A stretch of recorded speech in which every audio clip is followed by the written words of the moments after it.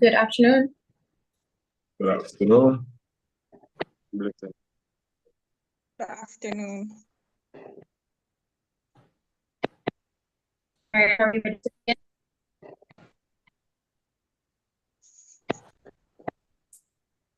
Can everyone hear me? Yeah. Yes, I can.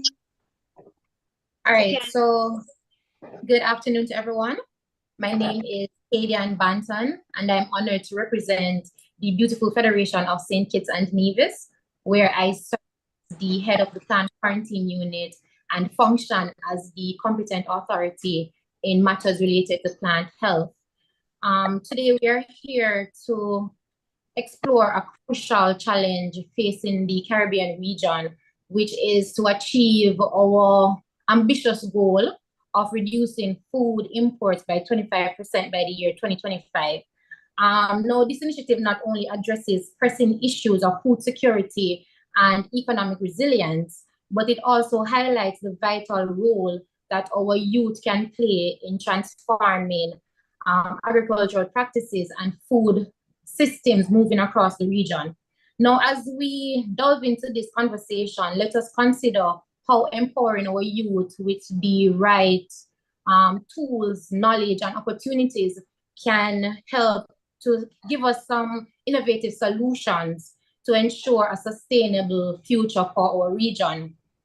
I want to take this opportunity to give special welcome to the project manager, Mr. Sean Barr, deputy project manager, Ms. Malaigo Mattes, and to the members of the panel, and also to my colleagues on the CARICOM Agriculture Youth Advisory Body, and to everyone else who took the time out of your busy schedule to be here with us today. Welcome. Thank you. Thank you. All right, so for this panel discussion, we'll be given 1 hour. Each panelist will be asked questions, and they'll be given 3 minutes in which they can respond to this question. We are asking that persons mute their mics. We're also asking that everyone be respectful during this discussion.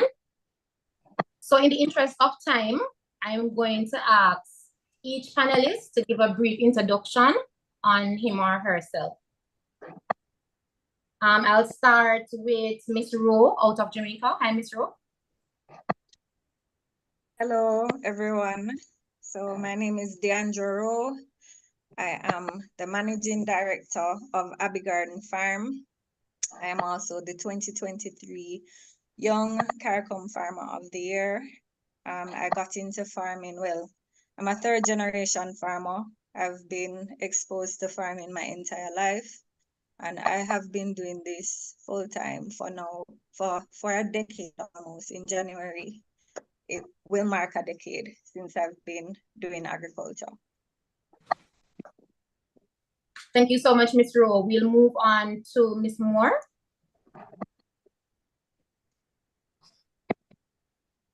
Hi, good afternoon, everyone. My name is Ashley Moore. I am the owner operator of Springmore Farms. We are an indoor farm, and I am first of my family to go into this kind of business.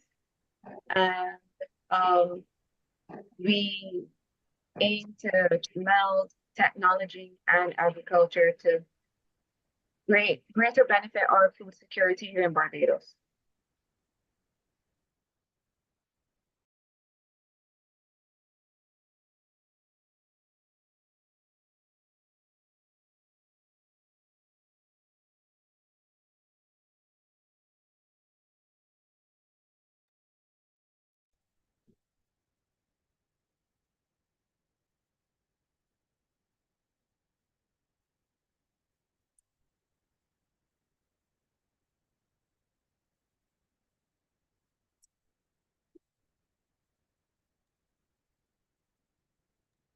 Hey, Diane, have we lost you?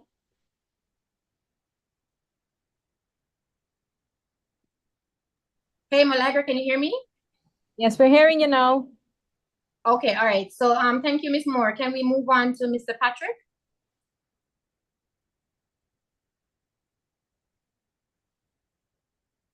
Hi, Patrick.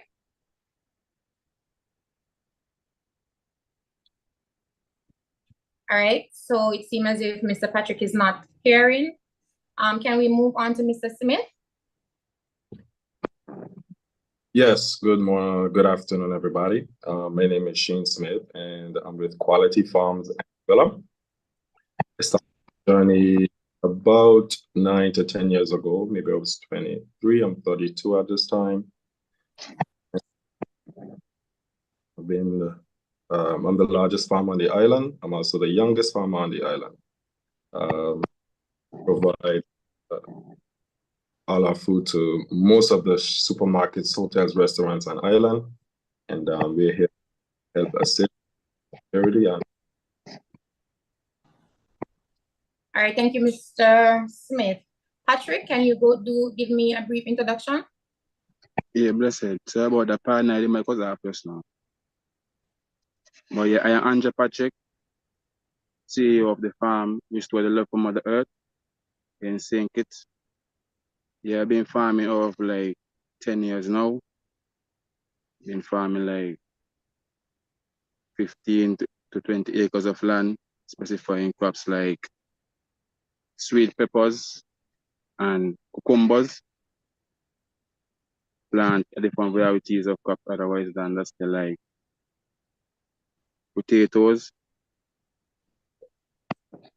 pumpkin, okra, but we specify directly in sweet peppers and cucumbers.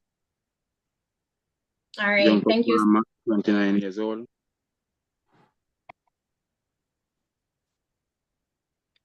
All right. Thank you so much, Patrick. Can everyone hear me clearly?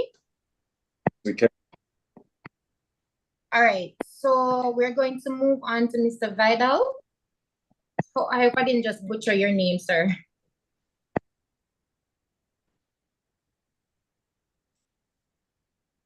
Hello?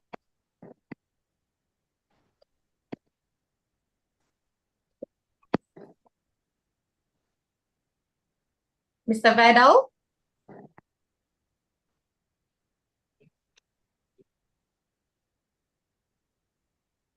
All right, I seem not to have Mr. Vidal on the line. So we'll move on. Whenever he joins us, we'll just ask him to introduce himself. So I'm going to be starting with questions. Each panelist will be given 3 minutes in which they can respond to questions. So agriculture has been a male-dominated sector since the beginning of time, right? So I want to begin by asking Ms. Rowe and Ms. Moore, what motivated you to pursue your current business? You can go first.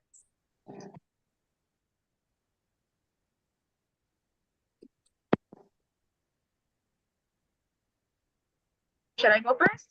Hi, can everyone hear me? Yes. Yeah.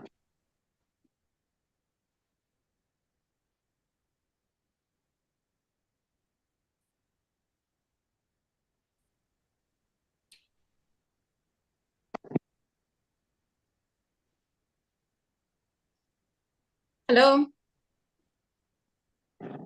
We're hearing you, Kirian. Okay, I'm Miss Rowe. Did you hear the question?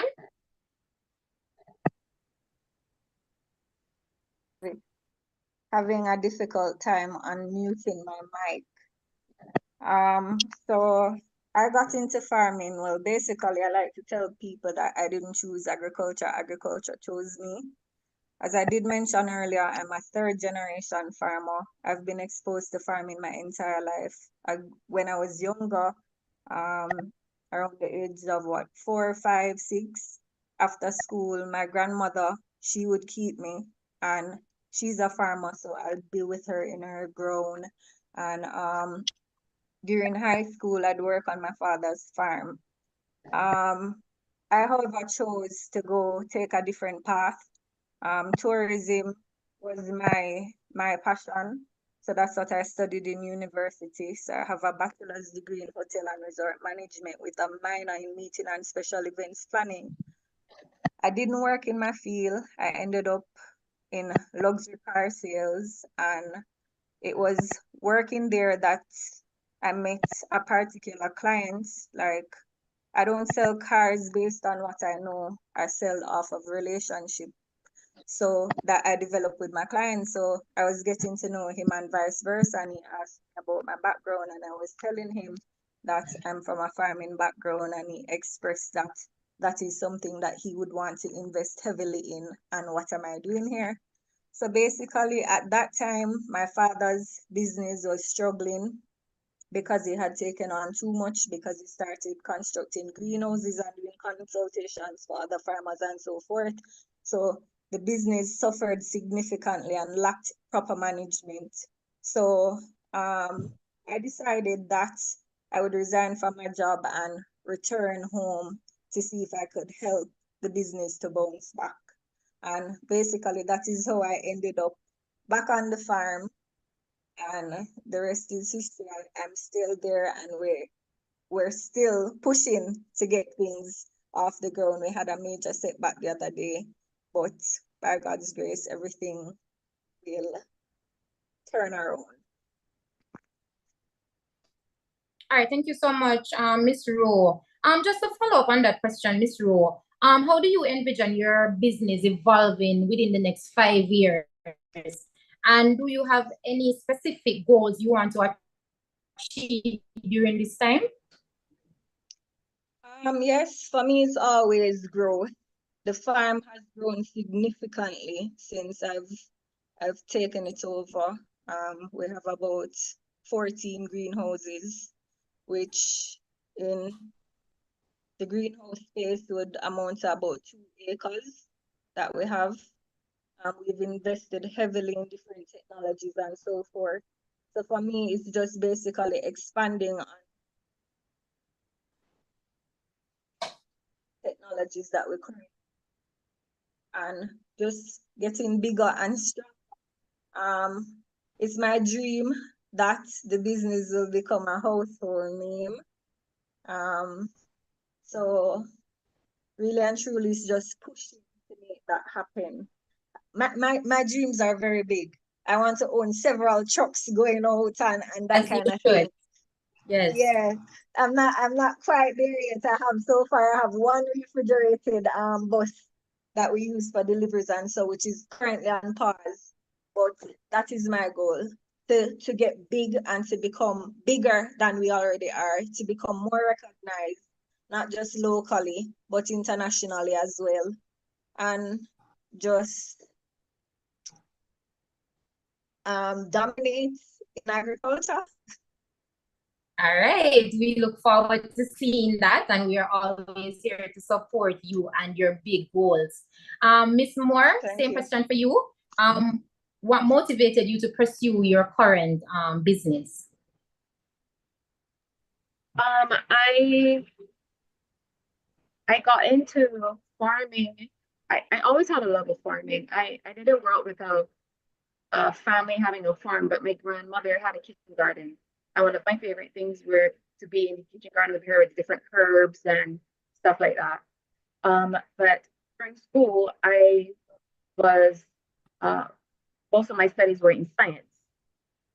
So then with the rise of hydroponics, which is basically a mesh of science and agriculture, I was researching that while I was working in real estate, but I was like, I don't want to do this. This is not what I want to do for the rest of my life. I want to get into farming. And then the local government, they started a program called the FEED program, which was free training in agriculture, in different types of agriculture and stuff like that. So I signed up for that, set of prayer. I was accepted, and I was doing hydroponics. During my studying for hydroponics and during my training, my husband, he had dietary issues, and he had to be on a very strict diet of no starch, no meat, basically, as he would say, bush. So in him struggling to find things to fit this new diet, I had to take a look at what we have available locally. And in my studying for hydroponics, I came across mushrooms, growing mushrooms indoors. And that coupled with seeing that there was the market for mushrooms in Barbados locally is very wide open. Nobody's really doing it. So I said, okay, this is something new. It meshes science and agriculture in my two favorite things. Okay, maybe I'll go this way. So I switched from hydroponics to mycology. So a lot of training, a lot of studying, a lot of watching of YouTube videos and speaking with other farmers internationally, a lot of hard work. And so I started the indoor farm. So we grow mushrooms. All right, thank you so much for your answer. Quickly, how do you envision your business growing within the next 5 years? And do you have a specific goal that you want to meet? I have several goals I want to meet. I've only been doing this. This is our second year, so it's still very new. My goal is to, like any other business, have a big part of the market share. So I want to flood the market with mushrooms because not only is it a healthier option, it's also very versatile. The type of mushrooms they grow, which are like the oyster mushrooms and then the lion's mane mushrooms, they're not only culinary, but they're also medicinal. So we would like to get into the medicinal side of mushrooms as well. And as Ms. Rose said, I want to have several refrigerated trucks going out to all the hotels, the restaurants, the supermarkets, and not only in mushrooms, we also, because the opportunities for growing things indoors keep expanding. There are all kinds of different things that we can grow indoors. And with the threat of, the climate, how it has changed, and it is just, even though you're growing indoors, the climate still plays a big part of what's happening outside, still affects the indoors. So to grow fruits and vegetables, once again, to try to improve our food security here locally. All right. So that's my goal. All right, thank you so much. You're welcome. I want to move to Mr. Smith. Mr. Smith, can you hear me? Yes, I can hear you. Hi, so in your introduction, you mentioned that you are one of the youngest or the youngest farmer in your country. You also mentioned that you're one of the biggest farmers in your country. Now, congratulations on that. So my question to you is, what is your most costly line item and how have you tried to minimize the cost of this item? Yes, so the most costly item, what I would say is locating seeds, because we are very limited in Anguilla with what we can get here. We basically have to import everything. So there's not a seed bank here or anything that provides seed for the farmers. So one way we mitigate that would be we try to save as much seeds from some of the fruits. For example, like watermelon, those big seeds, they're easy to save. So we do that. And another big cost would be paying employees, basically. So that would be another part. I try to outsource what I can so I can be more present on the farm and manage the operation there.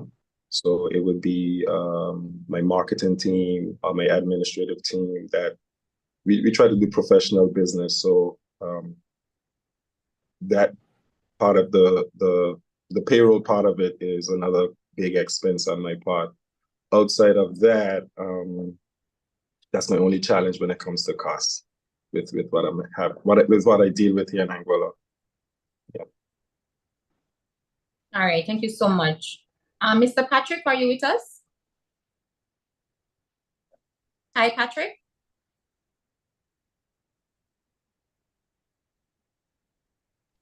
Yeah, I'm here. Patrick, hi. Hi, Patrick. So, my question for you is, what is the most complicated component to your agribusiness here in St. Kitts and Nevis? What is the most complicated? What is the most complicated component? So what do you have the most issue with in terms of your agribusiness here in St. Kitts? Well, here in St. Kitts, the most I would say with land preparation to get the land prepared on timing. And you have different challenges like getting quality seeds and chemical and timing, like carry on, you know.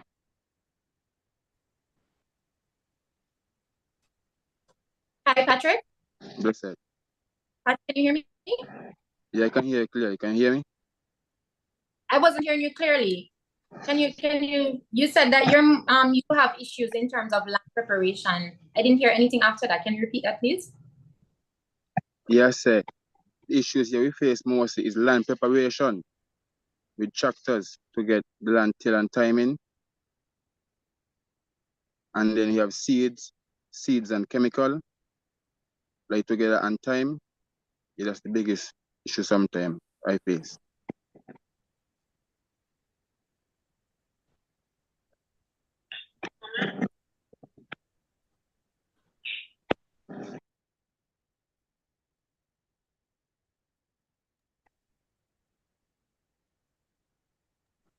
All right, thank you, Patrick.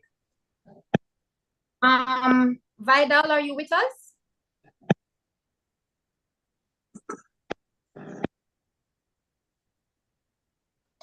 All right, so I still can't seem to get Vidal. All right, so my next question is going to be to Miss Moore. And also I think I want each member of the panel to answer this question.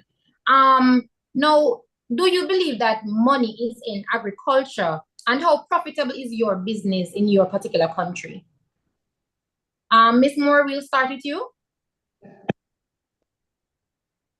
Yes, in my opinion, there is money in agriculture. It is not a quick turnover or a get rich quick kind of career. It takes a lot of hard work, determination, and thinking outside of the box. But there definitely is money in agriculture because, well, at least locally here, if there's one thing people will buy or spend money on, is food. It's food. And so people would put on an old shirt, an old dress or something, but they're gonna make sure to put something in their stomach. So of course there is money in agriculture. In my the type that I went into, it is not easy to raise funds to start a new venture in. And I think that's a big deterrent to a lot of young people, funding. But definitely there is money to be made, lots of money to be made in it. Once, like any business, there's proper planning, proper management, a lot of blood, sweat, and tears. I would say yes, go for it in agriculture. Yes, and I realize that a lot of farmers approach farming not as a business, and that is where we tend to get into trouble, right? So I am happy to hear that you guys are approaching agriculture the way it should be. It should be approached as a science and as a business. And I think once we do that, then we'll see how lucrative the industry truly is. I'm going to ask Ms. Rowe to answer as well. Do you agree that there is money in agriculture, and how profitable is your business in your country? Yes, I do agree. And if it wasn't profitable, I would not be doing it. Point blank, period. That's just me being honest. Yes, Money makes the world go around. You need money to do everything. No matter what people say, oh, yeah, you do. You need to go to true. the doctor. You're not going for free. You need money. You need money for clothing, everything. So for me, yes, it is profitable. Coming from corporate to now being my own boss and running an agricultural business, I have seen where the money that I've made, I would not have been able to do it if I had remained in a corporate job. And that's Definitely. honest. The freedom that I have, I wouldn't have it. Like if I can decide that I don't have to work for a little while if I don't want to. And while I was in corporate, I was struggling basically. I was literally living paycheck to paycheck. So there is money, but you also have to invest a lot. Yes, So a lot of investment is required. You have to make sure you monitor your investment like very closely, else you'll see nothing out of it.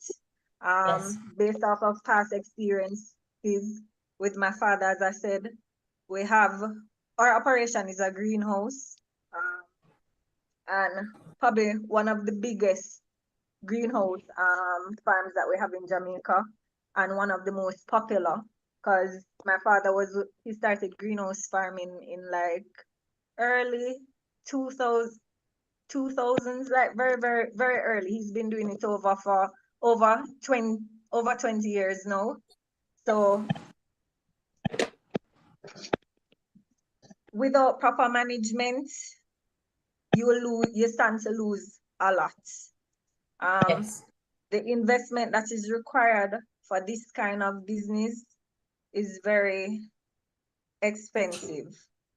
For me though, with proper management, like observing what is happening in the marketplace, we've been able to earn a substantial amount where we've expanded. I've taken over 10 years ago, and I think we've had at least, I would say, probably 8 new structures. We've gone fully solar. We've built a packaging facility. We established our own marketing arm. We invested heavily in rainwater harvesting. So the last pond we built can hold like 1.3 million gallons of water.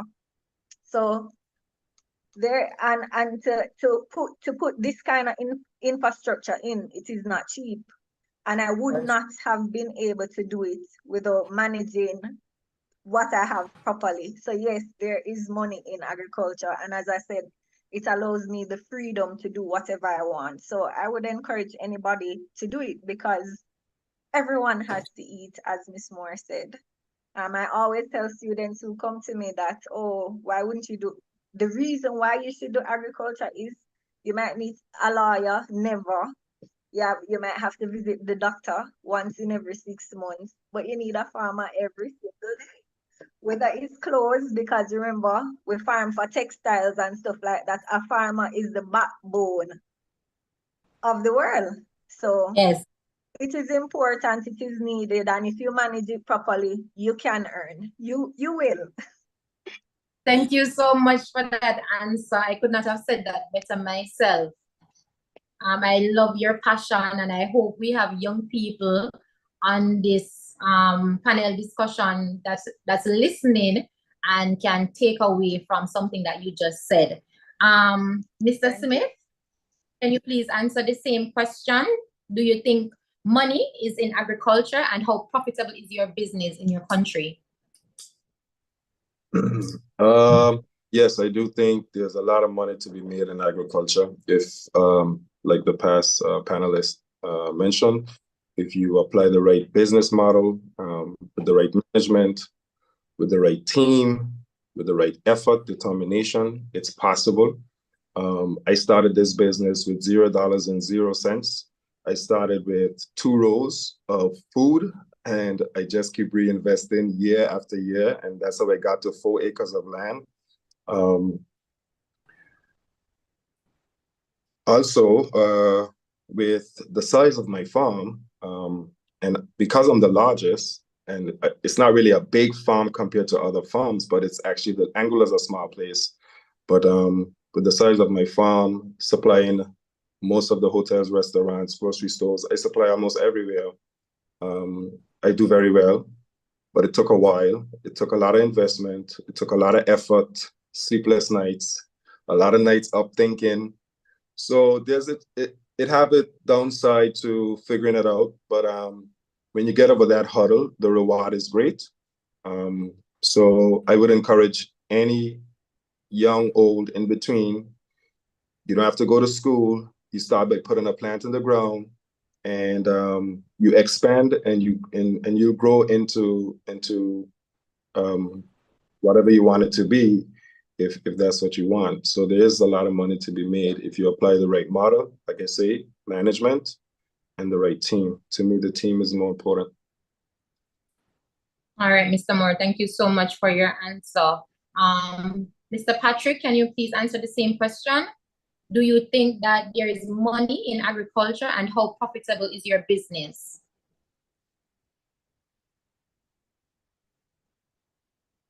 Mr. Patrick? Yes. I said, yeah, money is there to make in agriculture.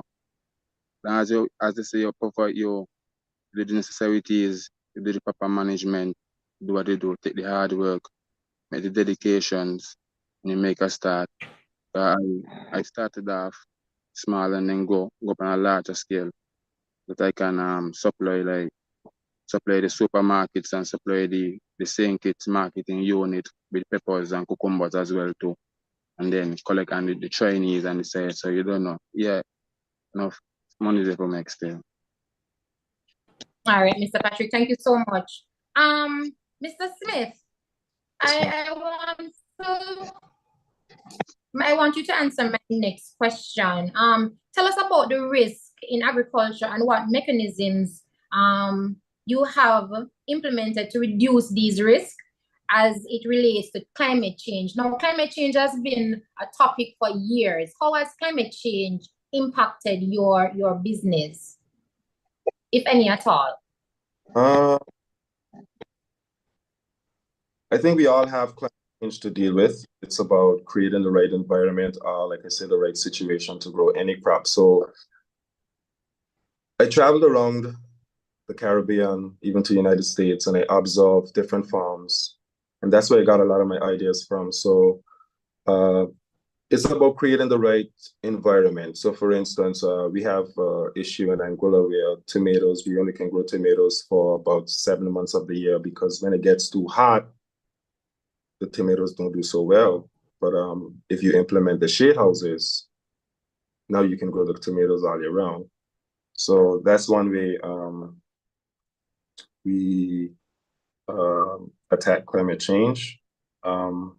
Basically, yeah, that's it. Just creating the right situation for the crops to grow.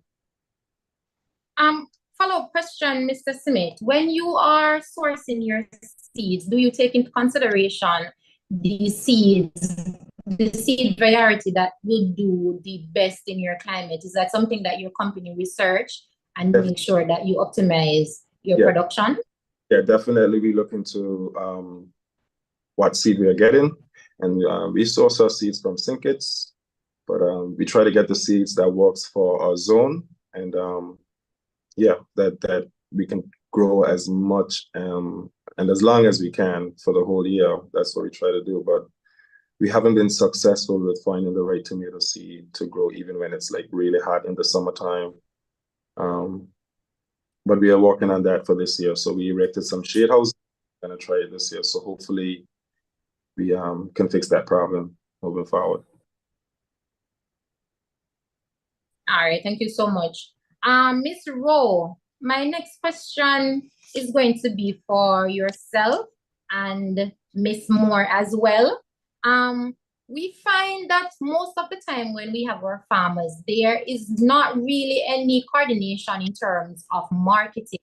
How important is marketing to your business? And if so, what is the cost? What is the investment? And is it worth it?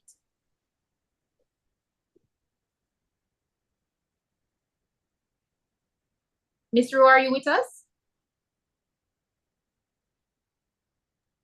Yes, marketing for me is very important. As I mentioned earlier, we actually created our very own marketing arm, which is a separate company. It's a sister company to Abbey Garden Farm, which is called Quality Harvest Limited. And what that company does, basically, it markets our produce. So we provide them with fresh produce. Well, I provide myself with fresh produce. I package it under the Quality Harvest brand, right? And then it is distributed to supermarkets in the corporate area or in the city area where we're able to get higher prices.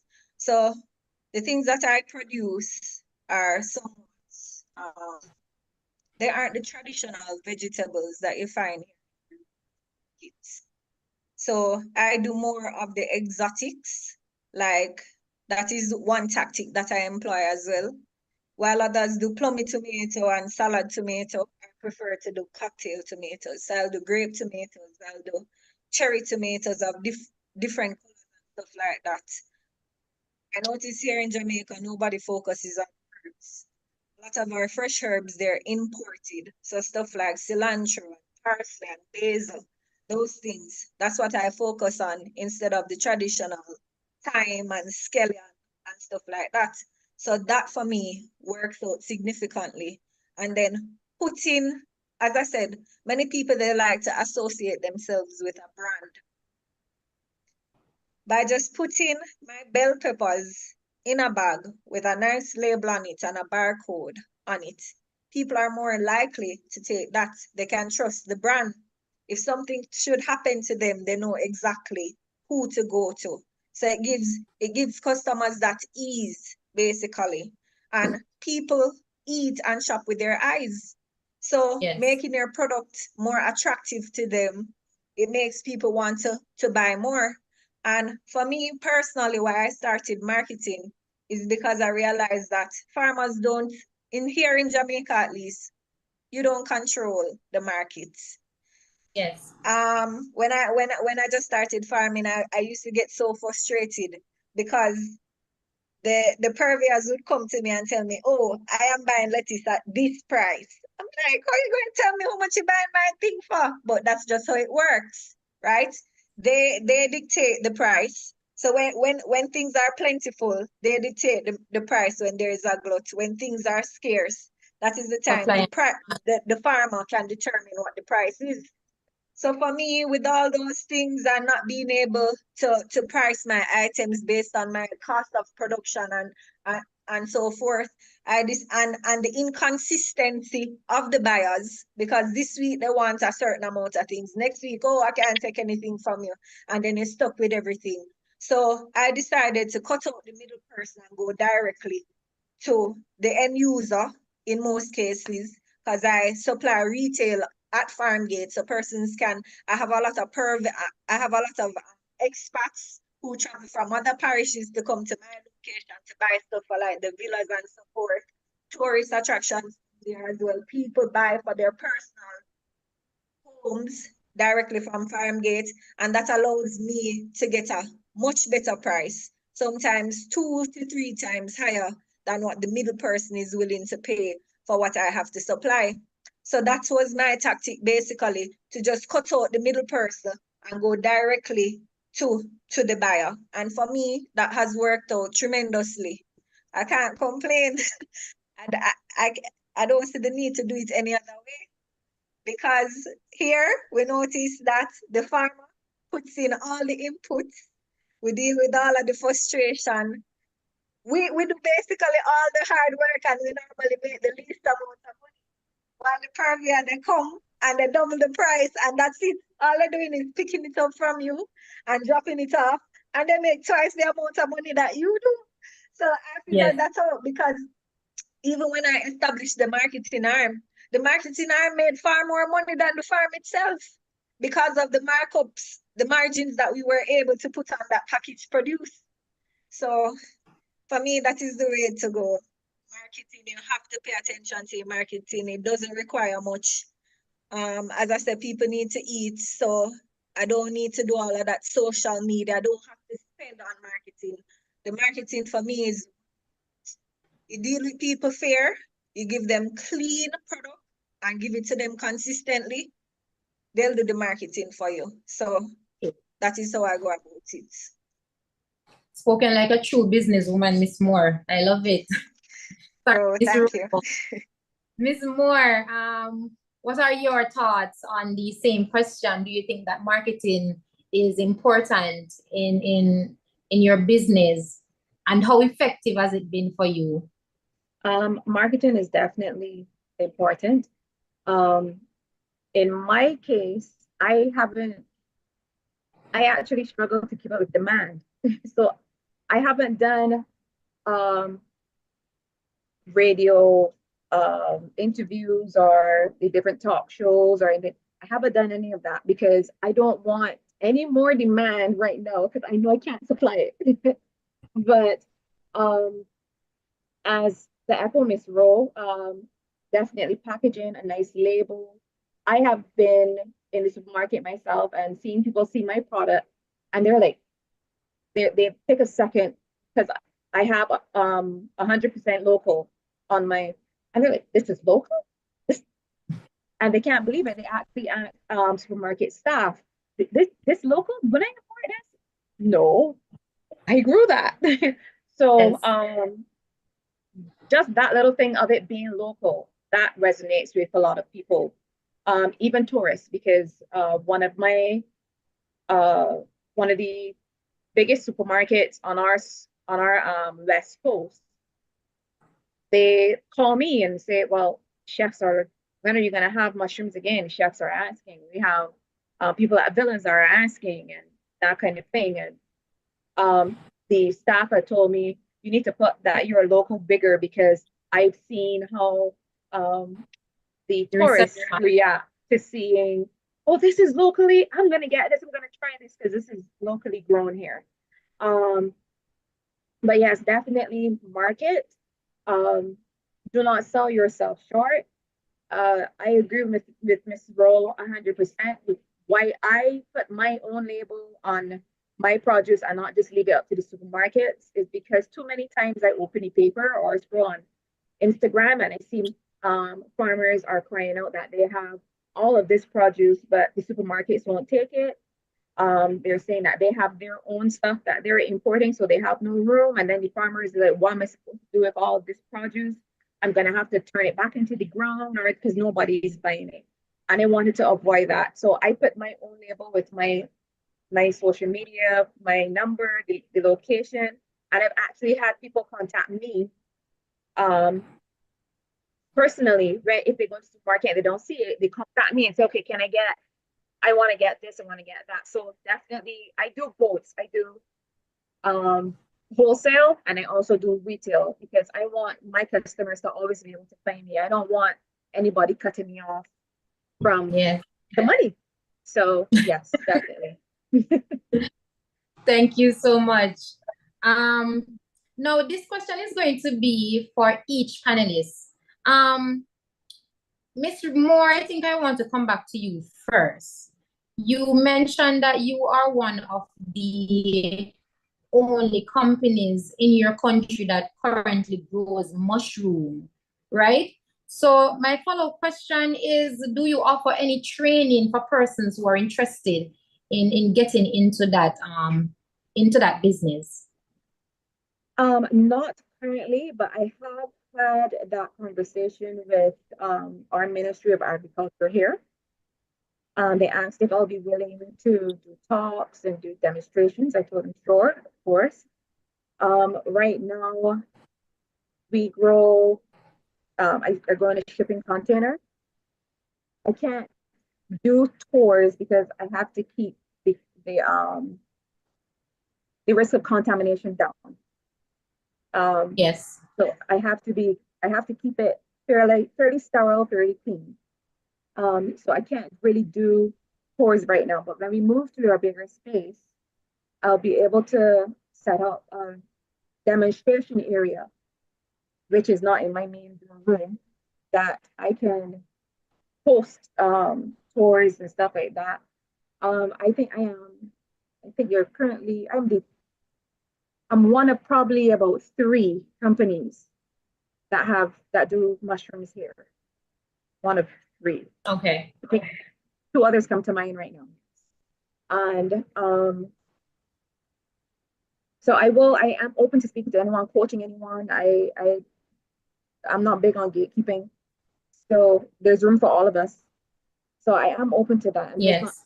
I can't facilitate it right now because of the limited space. All right. Yes. Definitely understood. This question is going to be, as I mentioned earlier, for each panelist. Would you encourage young people to consider agriculture as a business? And if so, why? Miss Moore, I have you on the screen, so I'll start with you again. Would you encourage young people to get into the business of agriculture? Definitely, 100%, because currently I'm seeing a lot of once agricultural land going into development. It is dying. I'm speaking with other farmers, older farmers, they're frustrated. The climate has changed, and a lot of them are, they're used to things being a certain way, and having to, as I said before, think outside the box and make that switch and make investments to these new things and the use of technology. They're not really for that. A lot of them are not. And so definitely I would encourage any young person. Farming is labor intensive. Whatever kind of farming is you do is labor intensive. So a lot of our older farmers, they're tired. They're tired. Yes. And there definitely is room for young people to take up the mantle and push agricultural even further. Again, as I said, they're using different technology, the different types of seeds, and the different growing methods. There's so much that can be done.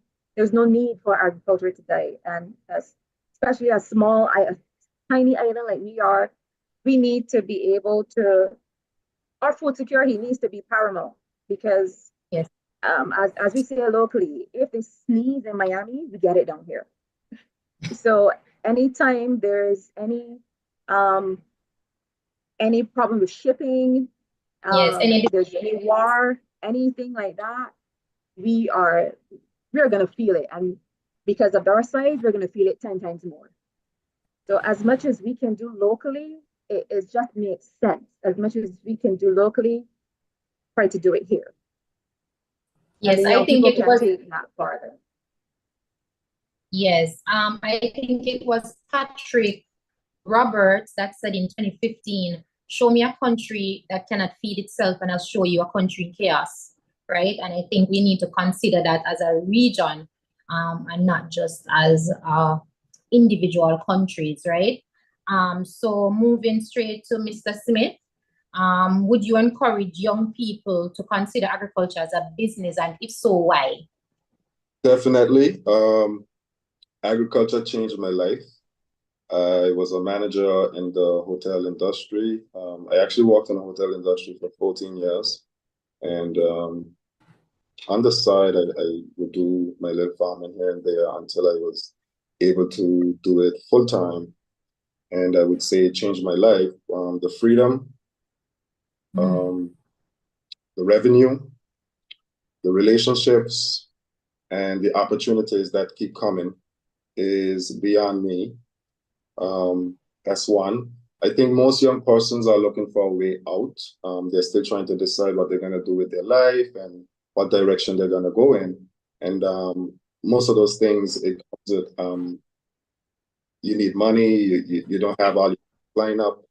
But agriculture, you can start small and you can grow. So that's why I would really encourage a young person to try it out, because that's what I did. I started small and I keep reinvesting year after year. And 10 years later, I'm now the youngest with the most land, provided the island with the most food. And I mean, I don't want to toot my horn, but it gives me a great feeling to be in this position. So that's why I would definitely encourage a young person to do this. All right, Shane, what skills do you think, do you believe is essential for a young person to succeed in agriculture? You got to know how to manage people. You got to know how to manage. You got to know how to manage money. So it's a lot about management. You have to seek knowledge, so you always have to be open to receiving information or learning, or even going out and research. Yes. Physically. With those two coupled, you can get on your feet. Management of the money and those different things I mentioned, along with the learning, you can get on your feet. I mean, there's many other skills you want to have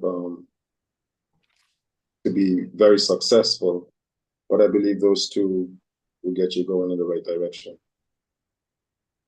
All right, thank you so much. Mr. Patrick, same question for you, sir. Would you encourage young people to consider agriculture as a business, especially here in the region? Yes, I do. Encourage young farmers to take agriculture as a business going forward. In agriculture, you can see your way out agriculture same time. Yeah. All right, thank you so much. Ms. Rowe?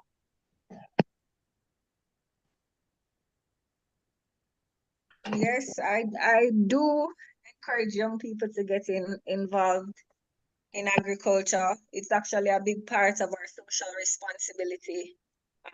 Our farm currently, well, at the moment we're on pause for tours, but we usually do offer a number of tours. We're listed on the school's curriculum as a place to visit. We work closely with a number of our colleges and universities. Currently, I have a young miss on our farm completing her 8-week internship.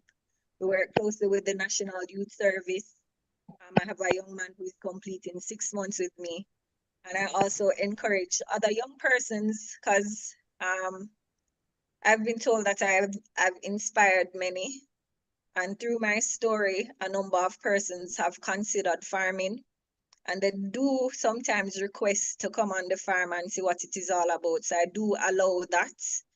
I do allow people to come over and to spend time with us, to work and to see what it is like. We actually hosted a young man from Barbados for 3 months. He wanted to learn about greenhouse technology. So he was with us for 3 months. But in order to encourage young people, we have to start at the grassroots. Farming is still frowned upon. It still holds a stigma. And a number of people still relate farming to slavery. If you ask any child now, most of them would not be interested in going into agriculture. Everybody either wants to be a doctor, an engineer, or a construction worker or something, but not agriculture. They normally tend to shy away from that. So I believe it is our responsibility to educate them while they're young, especially in our schools, to teach them about the importance of farmers, what it is that we do, teach them of the advances and the new technologies that are available in farming, because many people, they still think it's a hoe and fork and a lot of manual labor and stuff like that. So we really have to change their mind and their perspective on how they look at it. That is very, very important. And I don't think we'll get very far, as I say, until we go back to the roots. We have to speak to the younger children. their parents to show them the importance. It's all about educating. And in my opinion, while we do have clubs like 4-H and these little clubs, there is so much more that we can do. So yes, I do encourage people to get into farming. It's a very lucrative business. It's a lot of hard work. It requires a lot of grit and determination. And it is not for the faint of heart. Because Definitely. trust me, when the struggles come, they come in by the boatload. For me personally, I just had about, in Jamaican dollars, about $40 million worth of infrastructural damage to my business. 90% of my greenhouse structures were damaged during the Sorry. passage of Hurricane Beryl. And for the regular person, they would just throw their hands up in the air and say, oh, can't bother, can't start again. Because honestly, in this day and age with climate change, it seems like I've been doing this for 10 years now, and it seems like every time I think I catch a little break, it's something else. Yes. It's the weather, it's getting it's excessively hot now, so we having to change and stuff. So we have to get them in the mindset as well that yes, it is difficult, but with grit, determination, and the right attitude, you can and you will accomplish. And it is important for us to share the success stories of those Definitely. that Definitely. have done it. Definitely. We need to place I think greater emphasis on stuff like that, because they don't think, them think only doctor can make money and, as I say, lawyer and stuff, while you have farmers making 10 times their yearly salary. So Yes.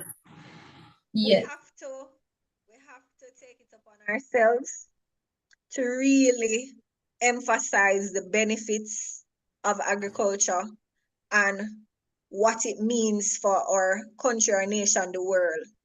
I don't think enough of that is being done at the grassroots level. So that is my 2 cents. Thank you so much. As we are joined to the end of this discussion, Ms. Rowe, you said something that is so crucial. You said that we have to go back to the grassroots to see where this started. I would love to see us break the stigma associated with agriculture. Persons tend to think that if we are in agriculture, then we are academically challenged. And every time I hear people say these things, I want them to run into somebody like a Miss Rowe and a Miss Moore and Mr. Smith and, you know, Mr. Patrick. I want them to hear us articulate exactly what it is that we want to get across, right? So people keep looking at agriculture as the underdog, but we know better. We understand that it is a science. We understand that if we approach it from a business standpoint, just how lucrative this sector is. Forgive me if I'm a little biased, but in my opinion, agriculture is the most lucrative sector you can get into if you understand the business aspect of what agriculture is. So, you know, I want to close by saying high risk and high reward. You just have to know what you're doing. Definitely. So I want to close by saying I am so proud of each and every one of you that has been able to thrive in this sector as young, educated people. I want to see you guys grow. I want to see you guys inspire our youth. And I can't wait to see what the next 5 years will bring for each and every one of you. I thank you so much for being here with us today. I know you guys have businesses to run. So I'm so grateful that you took the time out to come here today and have this very important discussion. I want to end by saying, I think it was Albert, I don't remember, but insanity, it was said that insanity is doing the same thing over and over and expecting a different result. Yes, so I want us to operate not in isolation, but I want us to operate as a region, because that's the only way we are going to have an impact on the international scene. We need to be able to work together and stop Jamaica acting as Jamaica, Trinidad acting as Trinidad, Dominica. We need to operate as a unit. And if we do that, I think that we will be a force to reckon with here in this tiny little region. So again, thank you so much, guys, for being here with us today. I look forward to seeing you. You're welcome. Regionally. I can't wait to see your labels in St. Kitts and Nevis. Malaika, do you want to add anything before we leave? Thank you very much, Kadian. I think we have reached the end of our session. 1 second, I think on the wrong speaker. So yes, we've reached the end of our session. Thank you very much, Kadian, our moderator, our Youth Agriculture Advisory Body lead for St. Kitts and Nevis. For those who do not know, there is a CARICOM Youth Advisory Body that is made up of young people from throughout the region, and they collaborate with the CARICOM Secretariat to host this session. We have this session every 3 months. And so we expect to have one starting January. And from there on, we do the 3-month sessions. Since we are strapped for time, I think, Kadian, we may be able to take a couple of the questions. We're just at 1:30, maybe 1 or 2 of the questions that were asked. Okay. I think a very important question, if you can take over from now, Kadian, would be the predial larceny question. I think it is a topic that has been floating around for a very long time. So we could ask that and then we close off. So we hope to see you guys at the next session scheduled for January. Malaika, I'm not seeing the chat. Could you just read the question for me, please? How do you deal with predial larceny in your prospective countries? You say that in Jamaica, it is a big problem. Also finding labor. If the young persons on the chat could quickly refer to that, and then I think we can end off the session. All right, so Shane, how would you answer that question? What is your experience in terms of predial larceny, and what have you done to mitigate?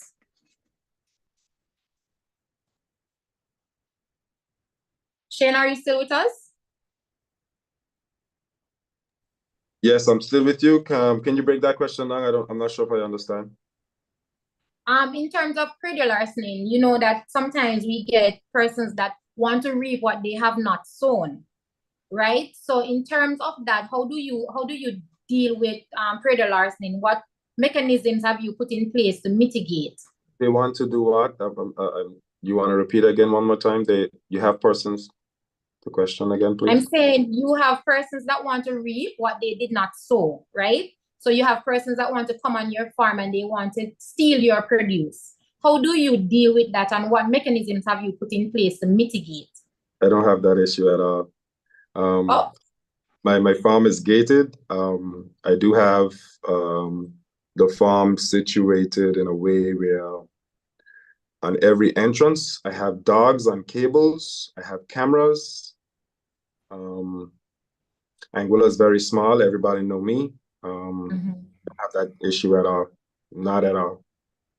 All right, so that's very unique to you, and I'm so happy that that is not an issue in your country. Mr. Patrick, is that something, is predial larceny or persons coming on your farm and stealing, is that something that you have to deal with in St. Kitts? And if so, what have you been doing to kind of control that?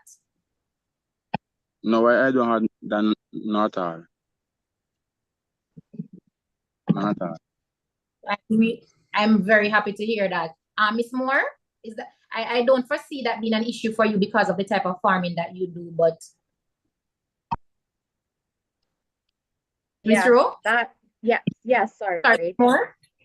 The type of farming, that's what drew me to indoor farming, because predial larceny is a problem locally in Barbados. Just earlier this year, a farmer would have actually killed one of the men that was stealing from him on his farm. It was like 2 o'clock or 3 o'clock in the morning or something like that. And that was the first time that someone would have lost their life in that way in a long time. But pre-deer larceny is definitely a problem. And what drew me to indoor farming was that it is indoor, so it's easier to secure. Yes. I grow in a, as I said, in shipping container. Our next step will be a warehouse. So there will be locks, security systems, security cameras. I have a security camera on my container right now that I view wirelessly. And it is a big investment for a lot of farmers, but it's very much worth it. I've seen too many horror stories of people and their animals. They have their animals out in the field and they're getting ready to take them to the abattoir the next day, and they come the morning and someone has slaughtered their animal in the field and left the carcass and take all the meat. And that's even happened to some animals that belong to our government. I think there's some sheep, some black belly sheep, some people stole. So it's a very big problem here, and it definitely have to invest in security. As Shane said, dogs, if you have to hire a watchman, what some farmers do here is they come together and they have a farm watch. So they would take turns of who's on shift to patrol their farm, their neighboring farm, or the farms in the community. And that's what we do. That's what they do here. That's what we do in Barbados. Very quickly, do you think that the authority takes it serious when a farmer goes and they report pre-deer larceny? Is it something that your officers deal with great importance, or is it something that they kind of, just kind of sweep under a rug? I can't exactly speak to if they take it seriously or not. What I can say is I don't think a lot of farmers secure themselves. They don't put things in place. I don't think they probably do. I think they have started to know. But if you just have your field open and you don't have anything, any cameras or anything like that, anyone can just walk off the street. So then what can the police really do? They don't have anywhere to start looking, Okay. But I know there has been discussion locally about this was a couple years back. I don't think they've actually done anything. Putting a database together and giving each farmer a barcode. So your produce is supposed to be marked with this barcode, and then if someone is at the side of the road selling produce and they can't produce this barcode, that your produce is not marked, is like, where did you get that from? And then the police will know, well, okay, either you did not grow this, or you have to show us where's your farm, where's your land that you've gotten this produce from. All right. But I don't think they've actually done put anything in place to implement that as yet. That was a discussion, that they had. All right, thank you so much for your answer. Ms. Rowe, can you quickly say whether or not pre-deer larceny is an issue for you on your farm, and if so, how do you mitigate? In the past, it was an issue. Currently, it is not for me now. I found that most of the issues, anytime we'd have anything missing or any larceny issues, it would be the staff themselves that would have taken things. So immediate dismissal for those found guilty. And for me, Definitely. I've invested heavily in surveillance systems that can be monitored in real time. So my staff, they honestly I don't have an issue with them, and they don't try, because as much as cameras are there, people will still try. But for me, especially when I'm not there, I let them know that I'm still watching them. So I'll just call and talk about something that they're doing at that moment, so that they know that, I'm not present, but I'm watching you. So that is my approach, basically. You have to have some type of surveillance. If you don't, things will go missing. And for me, in the past, when things go missing, that happened on the farm. Because what they think is that I don't monitor. Like, I'll just Sorry, Miss Rowe, we're not hearing you properly.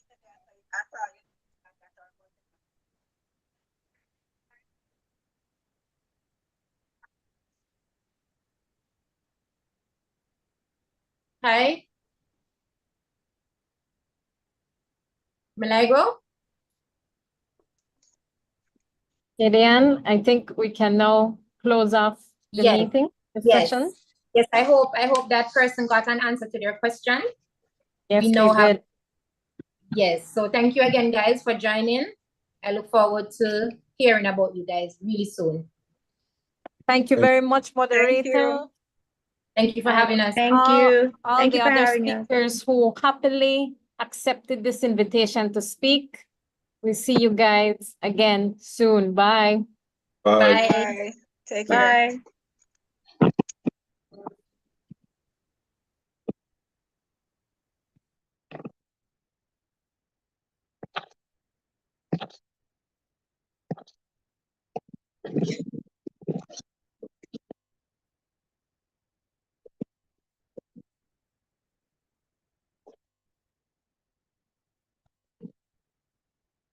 Region had collectively achieved the 70% of its target, with Guyana leading the way, despite somewhat unfavorable weather conditions for most of that period. Positive strides have also been made as it relates to a number of the priority goals of the 25 by 2025 Vision Initiative, among which have been improving trade and private sector investment and involvement in the sector, investments in production, research, development, climate-smart adaptation, policy development and implementation to facilitate agri-food trade, strengthening of plans for improvements in transportation and logistics throughout the region, and deepening of actions towards the removal of trade barriers, thus improving access to markets. In terms of the production of food, CARICOM is now working on the establishment of food hubs, one of which is currently being constructed in Barbados. Another is to be constructed in Guyana, designed to be central clearinghouses for agricultural produce. Did you know that Vision 25 by 2025 is a regional initiative which aims to reduce the bill for food imported from outside of the region by 25% by the year 2025?